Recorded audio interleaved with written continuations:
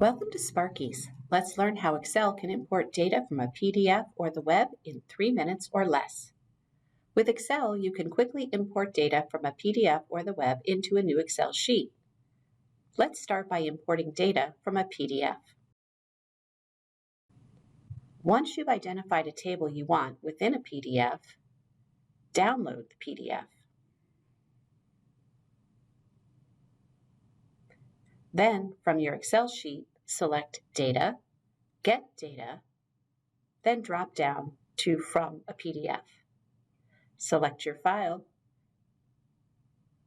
Then once the import is complete, choose the table you want and click Load to place the table onto a new sheet in your Excel document. The process is similar if you want to import data from the web. Copy the URL, then go to your Data tab,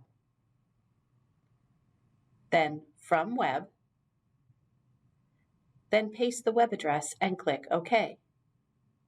As before, once the import is complete, select your table and click Load.